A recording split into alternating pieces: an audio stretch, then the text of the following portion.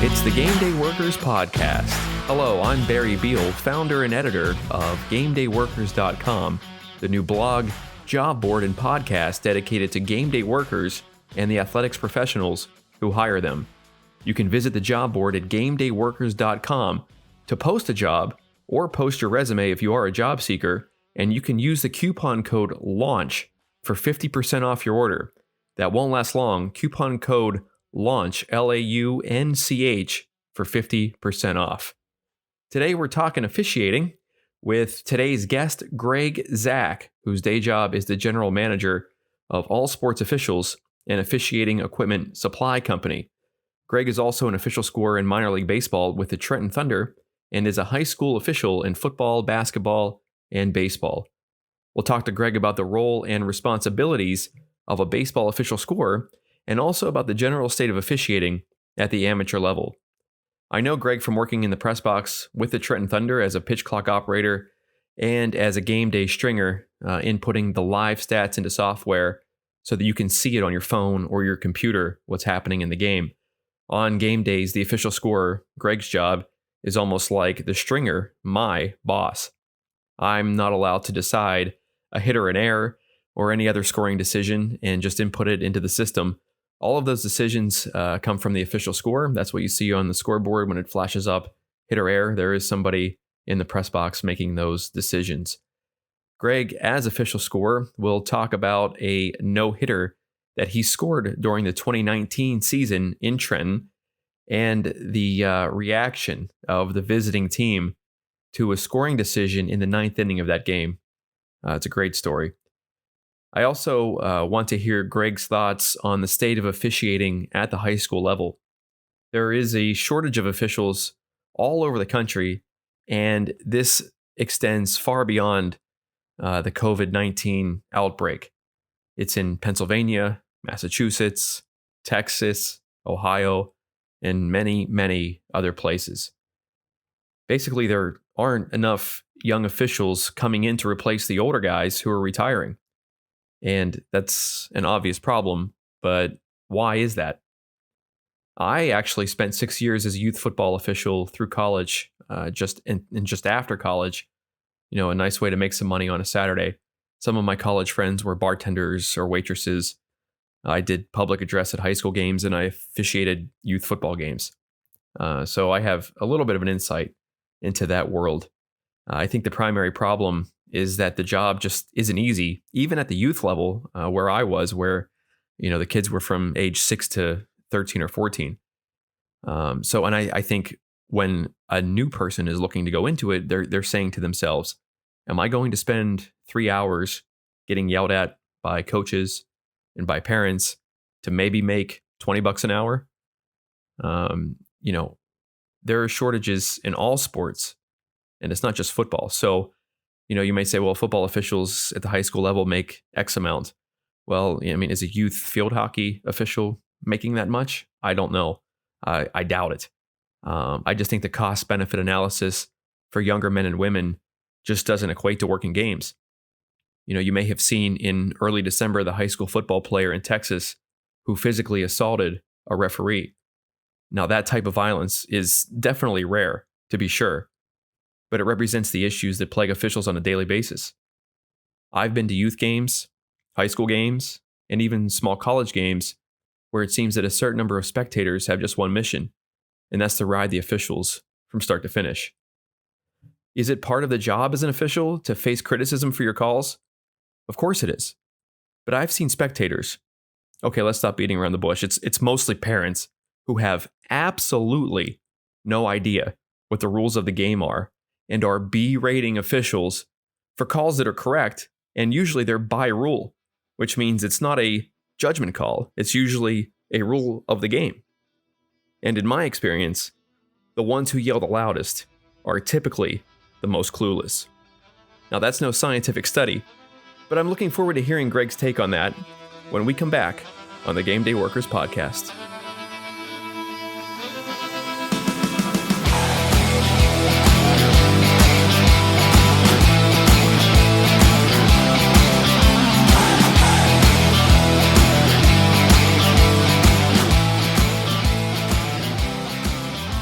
Welcome back to the Gameday Workers Podcast. I'm Barry Beal, joined now by Greg Zak, General Manager of All Sports Officials LLC, an apparel and equipment distributor for officials of all sports. Greg, welcome to the podcast.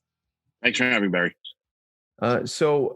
It seems, and you said something in our pre-interview meeting that was really profound, and I thought about that. You said that every dollar you earn now starts back to your beginnings as an official. So, and I thought about that as I was just introducing you for a company that, supplies officials with all kinds of goods. So can you take me through how you got your start in officiating and how you ended up working for an official's supply store? Sure. Yeah, it takes us back all the way back into the 80s, actually. My mom was recreation commissioner out in what was then called Washington Township, New Jersey. Now it's Robbinsville. And I had finished playing Little League baseball. Decided that, I was up in the press box actually working scoreboard.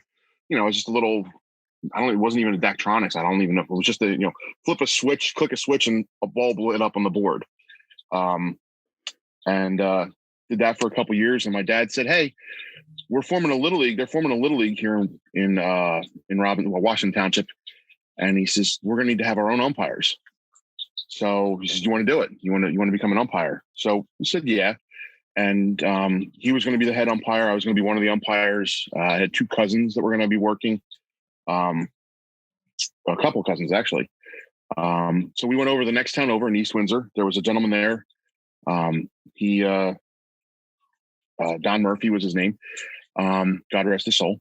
He had a class for the East Windsor PAL Little League, teaching their youth and adult umpires over there. And, we took that class, and then we went back and kind of fumbled our way through that first season back in 1989. I remember being scared to do anything higher than the 8 and 9-year-olds, to do the 10 to 12-year-old. It was, I don't want to say I was terrified, but, it was new. I was 16 and, all of a sudden 10 to 12-year-olds, these kids seemed to be throwing hard. But from there, did that for 2 years. And then in 91, my dad saw a thing in the paper and said, "Hey, I want to step this up a little bit. Let's become high school officials." And so we got better training with the local high school program here in Mercer County. And, had a couple mentors, cadet trainer, Bill Friedman, who just retired from being off the field just a couple years ago. A guy by the name of Mike DiCello, God rest his soul. He, the umpire room at Trenton Thunder is actually named for him in memorial. And a guy by the name of Fred Romanowski. Fred's actually a lacrosse official now in lacrosse and I believe soccer leadership of the groups here in Mercer County. He doesn't even do softball anymore. So my dad and I took that class, and it started beginning of February, went all the way through to the end of May. There was a state test. There were some clinics that we went to, and here you go. Here's your schedule. Go out and umpire some high school, middle school games. You start out, and then you slowly ramp up. And here I am, about 30 years later, and I'm now the cadet trainer for Delaware Valley Umpires Association. Held a number of positions throughout the board, and I'm also the interpreter, the rules interpreter. So eventually made my way through to a Babe Ruth World Series out in Jamestown, New York, back in 2011. Decided I wanted to do some college baseball. Joined the ranks of the college baseball officials. I've done a couple state finals in high school. Worked college baseball, and eventually, just snowballed into getting some other stuff. We, my dad had always said as we started out, we did all these steps together initially. And he always said, "You're going to take this farther than I ever will." So he supported me a lot, and I was always very thankful for that. His final time on the field was back in, back in 2003. We actually went out with one of the local little leagues that we were affiliated with, West Windsor Little League, and they took a day trip out to Williamsport. And the plan was we were going to have a couple games on the fields at Williamsport, both volunteer and Lomity. Unfortunately, the night before, it rained really bad. It was still raining that morning. One of my wife's roommates from college lived in Williamsport. The field's in South Williamsport. We actually got out there about 1 a.m. So we stayed overnight, and the buses were coming up with all the kids, kind of asking us what's going on, how's it look. There were still storms moving through the valley there in Williamsport.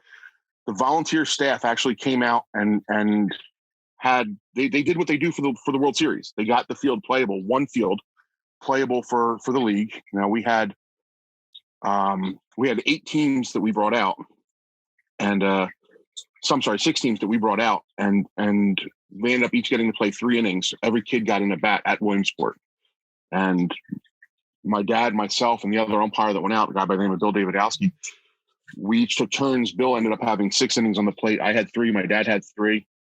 And he finished off. He walked off the field, and that was it. He was done. It's been about a 14, 15-year career or whatever, but he'd been a lot of it with West Windsor Little League. And it was nice. It was nice to walk off. You know, my final game that the first guy that I umpired with was the last game that he did. We did it together, and we did it at Williamsport. The detail was it wasn't for the World Series, but it was still the same stadium, right? Yeah. Yeah. We were in Volunteer Stadium, and it's a beautiful facility. And like I said, the league, we all had it to ourselves that day. So, but you know, that was the baseball bringing up. So, yeah. So, I mean, and not every, I guess this leads into my next question here. So not every game, obviously, you know, they're not all glamorous moments like umpiring at Williamsport or anything like that. And I mentioned prior to you joining the podcast today, that there's a shortage of officials across sports, across areas. You know, it's not just, you know, in the Northeast for baseball, it's all over the country for every sport.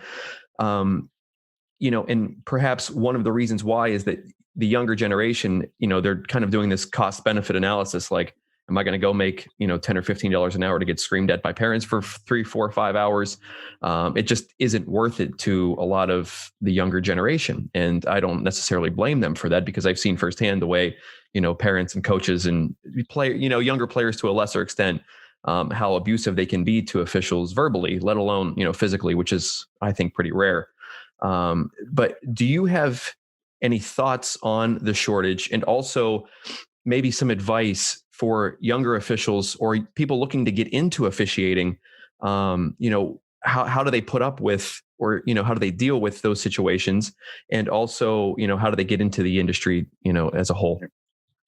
So to your last point, actually, to get in, it's like a lot of things in life. If you know anyone, if you're interested in working a sport, find someone who works it and ask them. As officials, most of us know we need more. We need more officials. And most guys, even if they're not, you're not going to take any dollars out of my pocket. You're not going to take any games away from me by you coming and saying, "Hey, I want to work some games too." Because by the time you get to that point, you know, we're going to need to we're replacing somebody, and we're short, without a doubt. And that's again across all different sports. So ask somebody. And if they can't direct you to a local group, you know, check with your local Little League, check with your local Babe Ruth. Someone there is going to probably know who to talk to. Soccer, same thing. You know, there's associations. A lot of times, some of your better training will be not necessarily at the local league level, but they'll refer you to a high school organization, and kind of work from there. You know, if you want to get into working as an official, couple things I would say first and foremost is be prepared to have a thicker skin. If you don't take criticism well, if you don't like getting yelled at, there are times, you know, that is part of the job. You do have to get yelled at.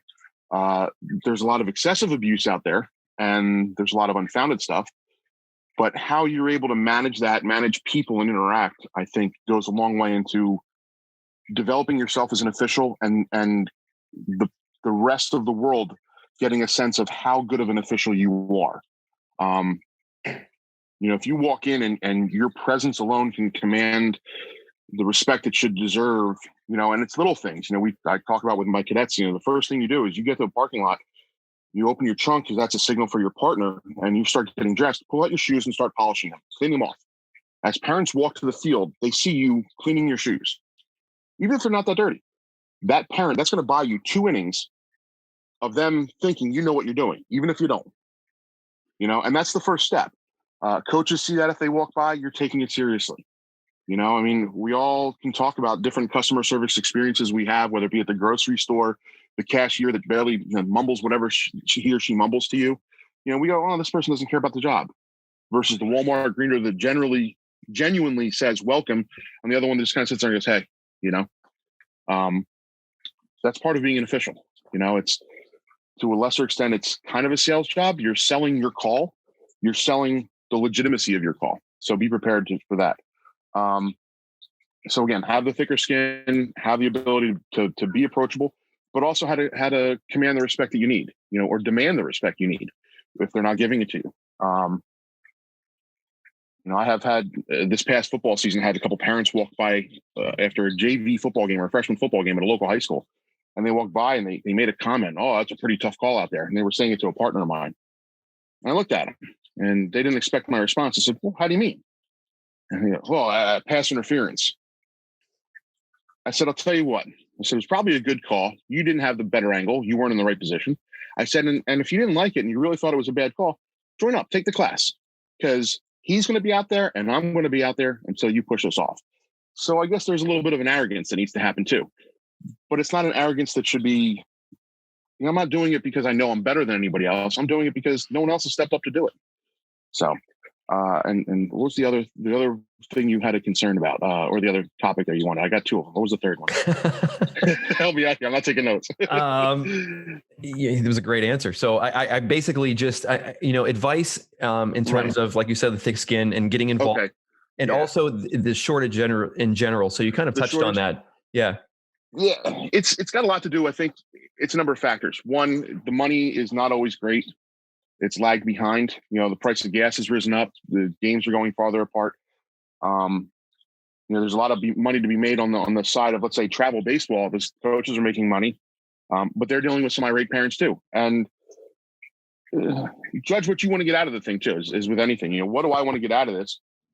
And find the right situation for yourself. And when you find a situation that's not right, change it. So, but again, the public's going to be the public. They take their cues from the professionals, but that's the other thing to keep in mind. A lot of times we're dealing with student athletes in high school games. We're dealing with collegiate athletes, and there's a big difference between D1 and a D3 athlete. A D3 is playing really for the love of the game. A D1 athlete, especially at a bigger school, and I know this with what you do. there's a big difference in I don't want to say the competency of the officials. I think the officials have the same competency level to a degree that you're going to see at a D3 school versus watching in any of those championship games last night. It is what it is for the officials. We all train the same. I go to the same training clinics that I'm listening to guys that are working the NFL, guys that are working D1 college football, if I'm trying to better myself in the football thing. And the difference is that I don't have 52,000 fans yelling at me. I've got 52 fans yelling at me. And, that one mother that I can hear, or that one, grandfather that's walking by me in the parking lot, whatever it is, So, but it hasn't changed that much. It's just, I think with the media that we have in the 24-hour news cycles, we see more of it outwardly. So, all right, rant done.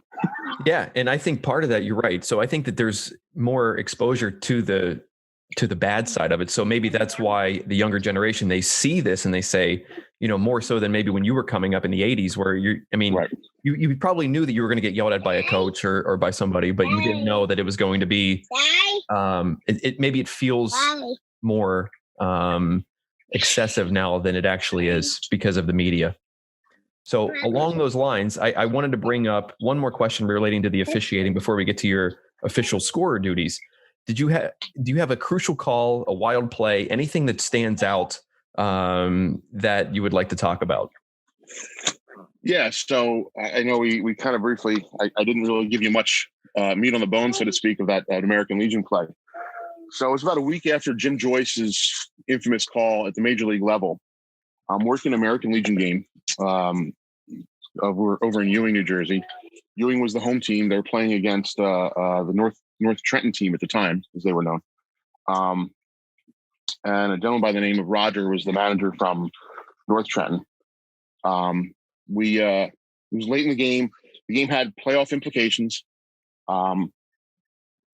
Roger had changed his pitcher once. There were some scoreboard issues at that point. Ewing hadn't replaced at Moody Park. They hadn't replaced the scoreboard yet. Not to the detriment of the scoreboard operators. I just think things were it was flickering on, flickering off. There were 2 outs in the inning, or there was 2 outs in the inning. And for whatever reason, during the pitching change, I had cleared my indicator. and I didn't have the proper count of outs. My partner that I was working with, he was good official. I don't know that he could see me as I'm signaling outs. We have these signals that we give to each other. I signaled to him no outs because I had cleared the outs from my indicator, but in truth, there was two.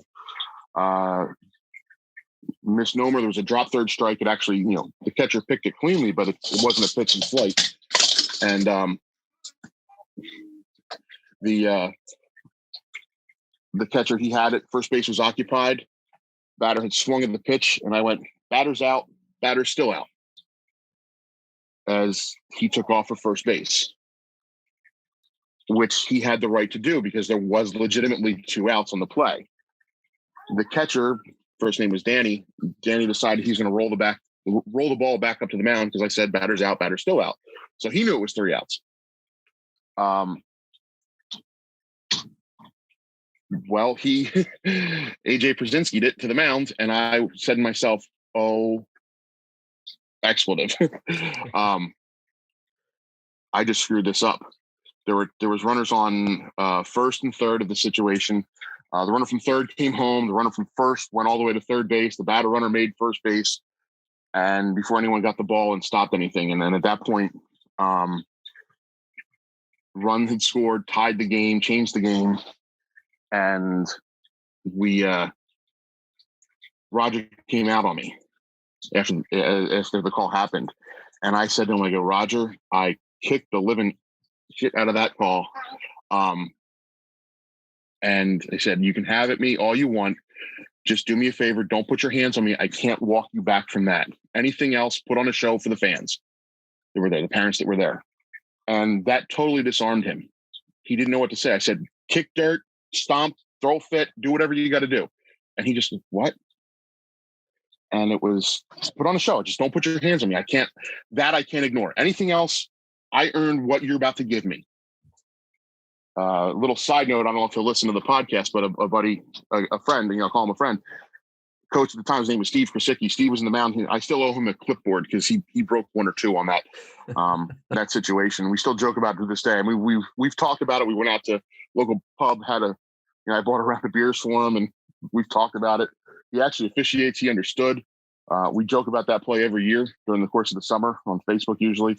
But I cost him, and it almost cost him a playoff spot. Luckily, the Legion had teams that didn't qualify in other areas, and some of the Mercer teams were better qualified, so they still made the playoffs.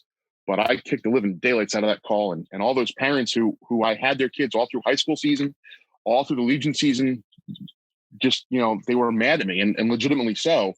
But and a lot of them have come up to me in time since then. Hey, remember you kicked the living daylights out of that call? But just say I said to Roger, I Jim Joyce that call. He goes, what? I kicked the living S out of it. I said, have at me. Yeah. So, I think that brings up, I did youth football while I was in college. That was one of my, college jobs. So on Saturday mornings, I'd be working 4 straight games, for 9 hours straight. Oh, yeah. So yep. One of the tips I got as an 18 or 19-year-old just starting into it was preventative officiating will save you a lot of crap on the back end. If you are like what you said, I kicked it, I blew it.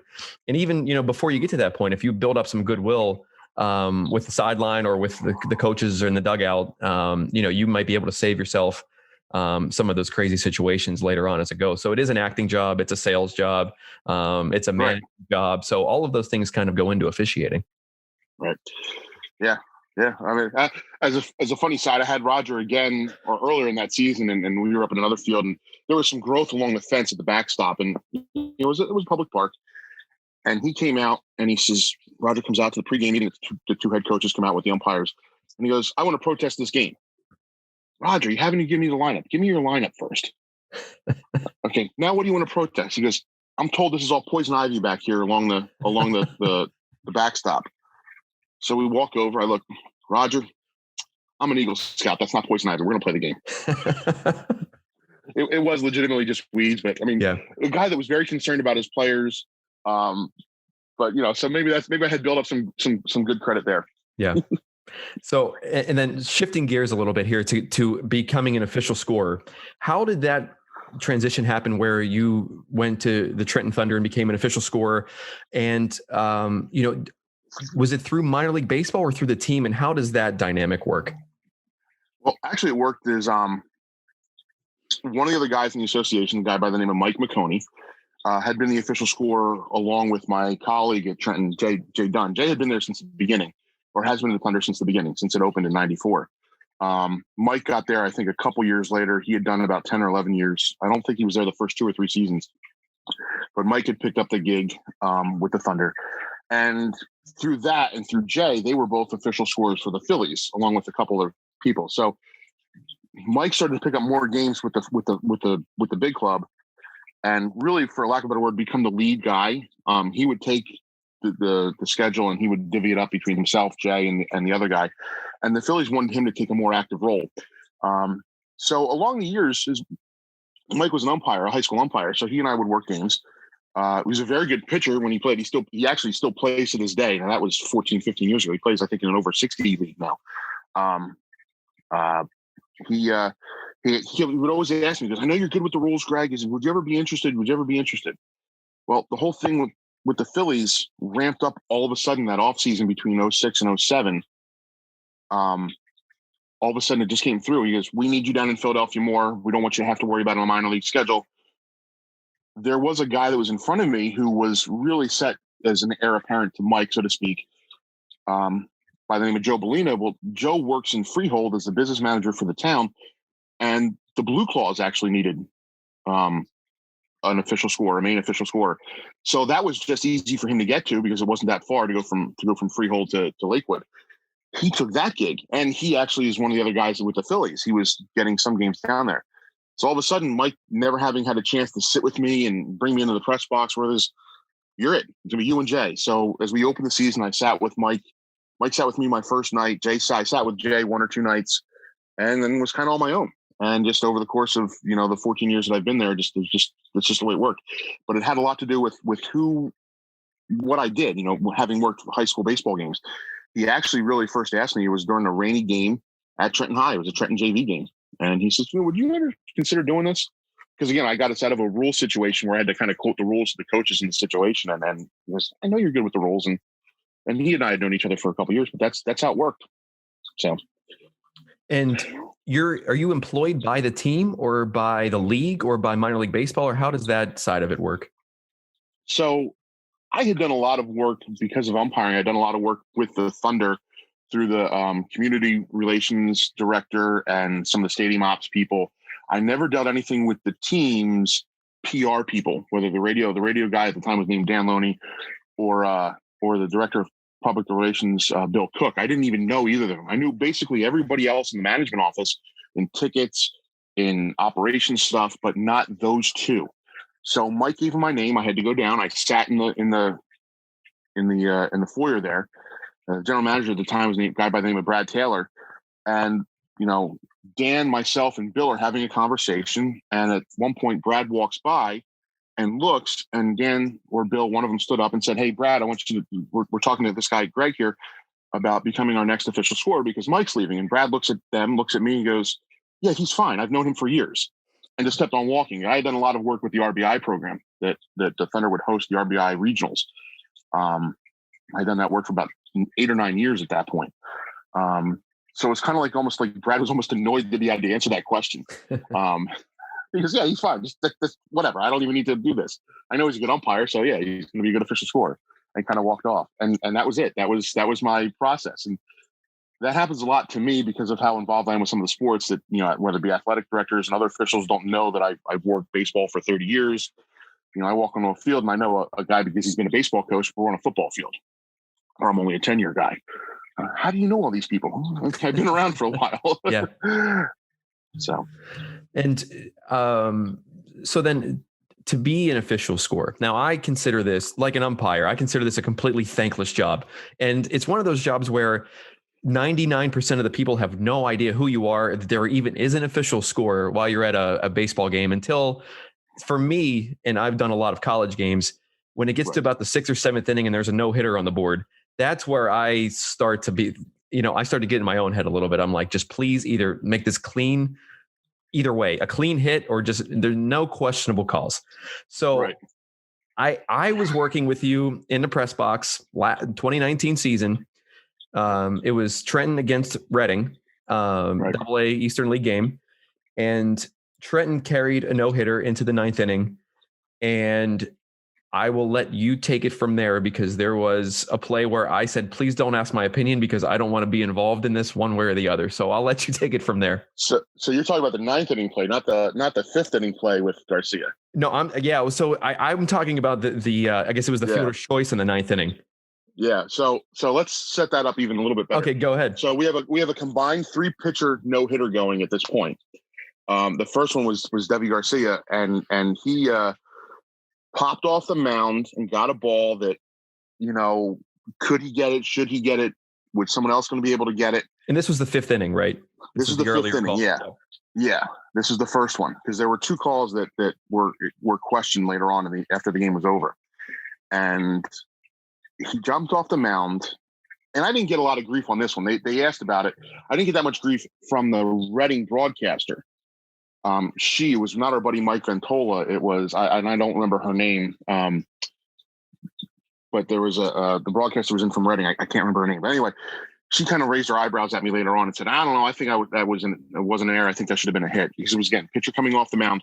He fielded it when we looked at the replay. I had a chance to look at the replay.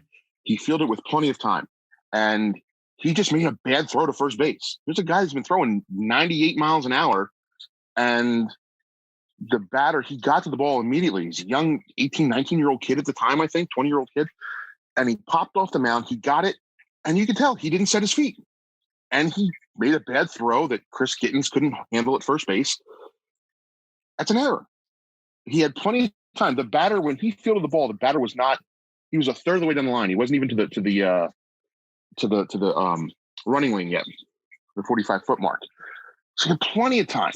I mean, the runner, as the ball gets to watch the video, as the ball gets past Gittins, the runner starts to come into the frame at first base.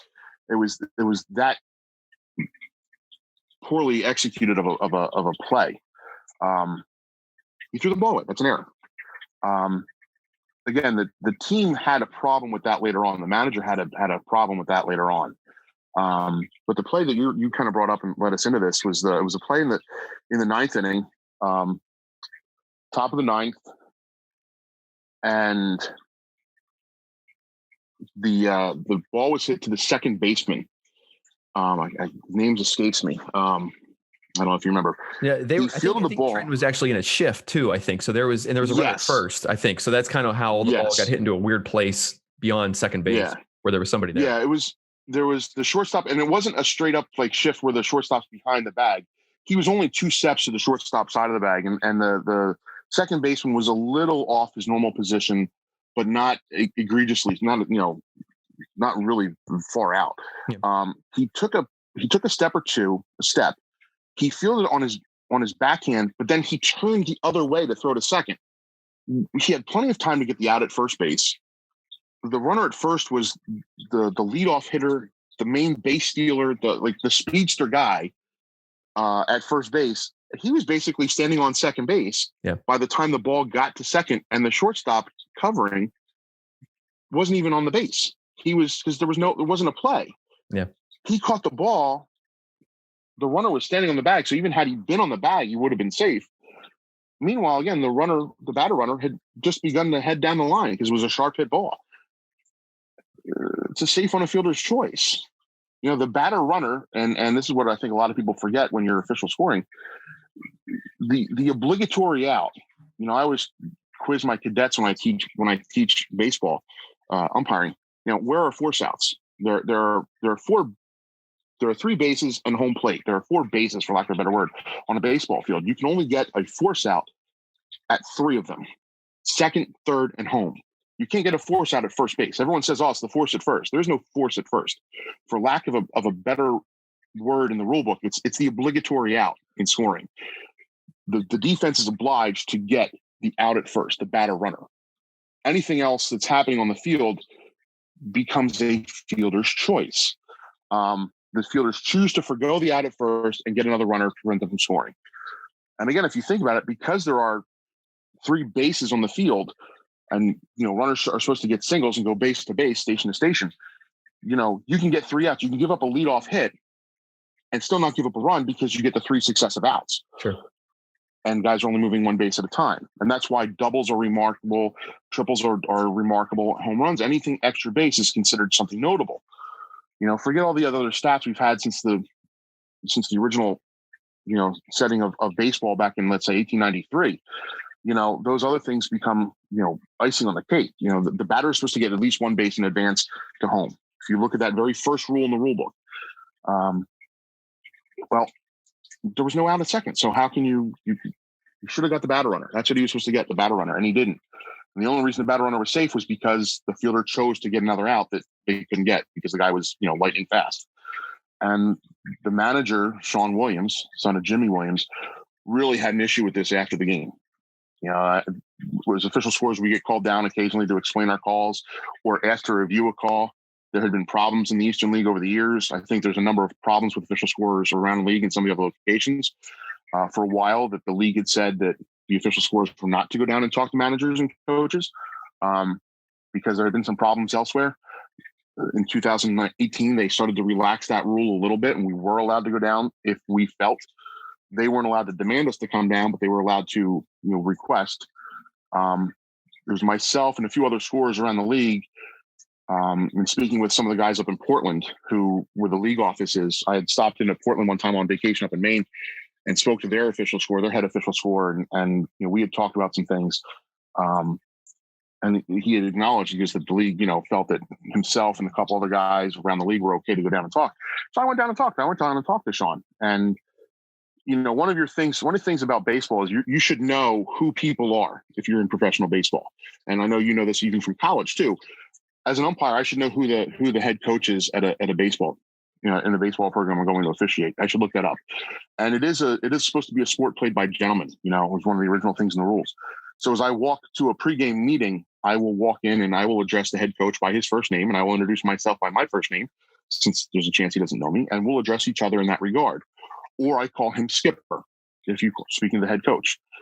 You do not call a head coach, or a manager, I should say, a coach. It's a demotion, and they'll take it personally and get angry. It'll stir up a fire in them, so to speak. Which is an official score is something good to know, because you can use that when you need to tweak a manager's nose a little bit, because you don't have any other things like an umpire can kind of bait somebody into getting ejected. But yeah, so I went and spoke to Sean, and and they were grilling me and not about just stuff on the game. He asked, "Did you play baseball?" Well, it was an open-ended question. His question was really, "Did you play professional baseball?" But He didn't say it that way. He said, "Did you play baseball?" Yeah, I played the game. I've been around the game 30 years. Yeah, actually more than 30 years. But as an official, I've been around the game 30 years. He didn't ask for anything. I know what he was asking, but not what he said. As I turned my back, and just give me a thumbs up or not here on the video. I know we're not sharing video with everybody. Do you want the actual quote, or should I clean it up? You can give the actual quote. I mean, if I have to beep it, we'll beep it, but I think we can go. We're not on commercial radio here. As I turned around and walked away, he goes, "You fucking piece of shit." Meanwhile, there was other coaches, and I was getting ganged up on in the room. There was 5 coaches, and one of the other coaches, the hitting coach in the room, he asked me a question. I answered him, and then he asked the same question again. And I looked at him and said, "I already answered that." And I turned back to Sean, who was also talking at the same time. And then this is earlier, before Sean had actually told me called me what he called me. I turned my back towards him because Sean was on the other side of the room, and I'm addressing the manager. And he goes, "Yeah, turn away from me." He goes, "You fucking suck." So I'm getting MF'd around the room. Yeah. And the other radio guy from Trenton, he's got to bring me downstairs, and he's sitting in there. Like, we walked out of that room when we were done, and he was wide-eyed. He goes, "Oh my God, I've never been around where the official score got," and it's called getting motherfucked. He goes, "You just got MF'd." And I said, "Yeah, it happens." And I said, and so I went home and I tried to contact, there's 2 gentlemen. There's the league president, Joe, and then the guy who's the league administrator, Bill Rosario. I texted Bill, and he goes, "Well, I'm sick right now. I really can't talk. What's up? I'll call the office tomorrow and speak to Joe." I go, "Well, I have another game tomorrow night with Reading." I said, "And I just want you to know that I'm not going to go down because of this." And I said, "I don't need to report. I don't need you to fine anybody. because he could have incurred a $25 fine or something. What's that going to do? Just make him mad at me later on, but I actually turned him in. That's like telling on somebody when, nothing really happened. Oh, my pride's hurt. No, not really. Whatever. Talking to some umpire friends around the league, guys who were working league at the time, I always ask each year, some of the guys that I know, which coaches were the problem, which head coaches were the problem, managers were the problem. And it always turned out to be the guys that they had problems on the field with was always the guy who would start with the scorers, the guy that I had problems with. And it's always just funny. And that's talking to some friends that worked the league that year. They said, oh yeah. And then a buddy of mine who had retired from the league, he had Sean when he was at one of the lower levels. He goes, I never liked working his games. He's always had something to say and all that. I guess because he came from baseball royalty because his dad had managed the Red Sox for a while and other stuff. So, whatever. I mean, it happened. He wasn't the first, and I'm sure he won't be the last. So. And he mentioned something about, and I'm listening to this secondhand from you, and this quote that he gave you was you got your no-hitter. Is that what he said, or was that one of the other coaches? Or yes. What was he had said when he was arguing the play, he had video already queued up from their camera. They have a video camera that they bring, and he was trying to prove to me based on a single lens shot of what it was. And he goes, listen, I guess if you want your no-hitter, you can have it. Coach, Skipper, I said, it doesn't matter to me. I said, I'm not a fan. I don't care. I'm here as an official. I'm in an impartial thing. I said, but I can't justify making that call that you want based on what I see. I said, camera angle I have upstairs, and I explained to him, and he just, that's where the conversation I think really derailed, is that because he was saying it, I should have listened to him because he was the manager at AA level. He goes, well, if you want your no-hitter, you can have it. I don't care. I don't get paid extra. Yeah. It's, if anything, if they send it into the league for review, then, and the league reviews it and finds that I'm wrong, which I don't think I was, they can change it. And then they'll let me know. It never got changed. And nothing ever let me know. No one ever called me. I've had one call that I've made in the 14 years that I've been there. The Thunder actually complained about it, and they were playing Erie. And I had to go through and explain my call to the league president. And we were on the phone, and I kept telling Joe, I said, I've watched this footage 30, 40 times. I said, I can't bring myself to make the call that the Thunder want. And the Thunder, even when they brought me down, even said, hey, what about some home cooking on this? You should call this an error. It wasn't an error. There was no misplay in what they wanted to get the error. And again, it's, you make the call in the vacuum. Yeah. Obviously, like you said, though, the vacuum gets real tough when it's a no-hitter, though, and you see that 0 up on the board. Yep. And like you said, you do hope for what you hope for.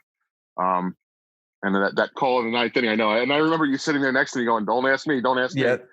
And if you remember, I sat there and I tapped my pencil a couple times and go, but again, where the batter runner was and the obligatory out, I think only one other reporter in the room really wanted it, but then Mike Dill, the team photographer, came in and he even had a still of where some of the stuff was. And, it's, hey, listen, I made an error call on Derek Jeter during a rehab thing, and I got Twitter props on it. And in fact, during the post-game presser, they asked him about it, and Jeter goes, because it was an error, it was the right call. Yeah. Because someone even made a comment to me, goes, oh, you're going to put an error on Derek Jeter? No, he put the error on himself. I just put it in the book that way, Exactly. And he gave you the credibility by admitting that he made an error. So there you go. I mean, you were proven right in the ultimate there. Listen, have I made mistakes? I'm sure I've made some mistakes and some stuff later on. It's always something in talking to Tony Franco when he was the manager.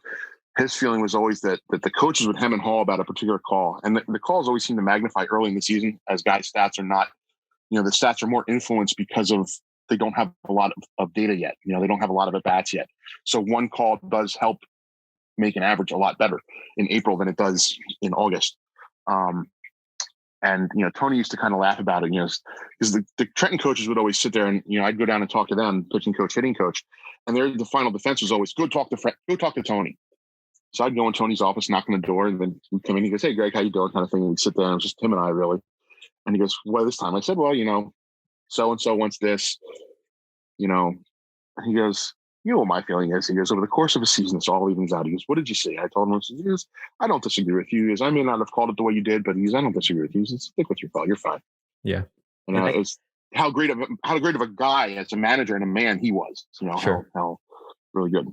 So. And I think you mentioned this a little bit earlier, that some of the coaches who are so caught up on scoring decisions usually have other problems. You know what I mean? Like they usually have, when they make that one of their biggest problems, whether it's in the professionals, which, me coming into minor league baseball, and working for these different teams, I never thought that a professional manager would have such a visceral reaction to a scoring decision the way that I've seen, in college or high school, or in lower levels. But right. I mean, that just seems to be, all through the levels, no matter where you are. Yeah. So, and Greg, I just wanted to tell you, I really appreciate you jumping on, and sharing all this great information about officiating and official scores. And I look forward to talking to you soon. And hopefully next year we have a minor league baseball season, fingers crossed. Yeah. Fingers crossed. We have a minor league baseball season to work. So, that is Greg Zak. It's going to be challenging for us, huh? Yeah, it'll be challenging for it to be a different league now. Yeah, that is true. Yeah. With the new minor league, the developmental league that the Trenton is part of now. That's right. They are out of the Eastern League. So, Greg Zak, general manager of All Sports Officials, also an on-field official, an official scorer for the Trenton Thunder in minor league baseball. Greg, once again, thank you very much. No problem. Thank you. And we will be right back on the Gameday Workers Podcast.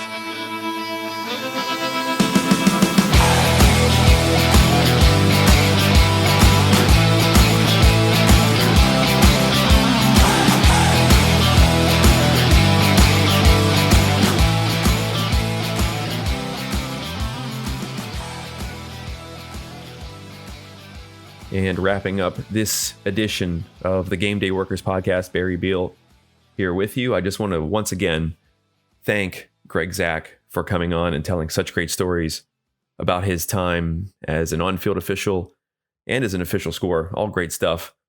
One of the reasons why Greg was one of my first calls to be one of the first guests on this podcast was that his insight into being an on-field official at the amateur level is invaluable. And I think that pathway is one of the best ways for somebody looking to break into the world of athletics, working full-time, part-time, whatever it may be. Being an official, I think, is the best way, especially if you're interested in working in athletics with something involving the game or something on field. Being an official is the best way to break in. Now, if you're looking to sell sponsorships, work in ticketing, maybe it's not as relevant. But if you're looking to do anything that's facing the field, whether that's public relations, sports information, announcing, broadcasting, statistics, any of those things that are somehow tied to the action happening on the field, one of the best ways that you can become involved and get started at a young age, I mean, even from a high school age, is to be an on-field official. So that is why I wanted Greg to come on and talk about how he got his start in on-field officiating, how that has led him to becoming an official scorer in minor league baseball, how he now works and helps run an official's supply store.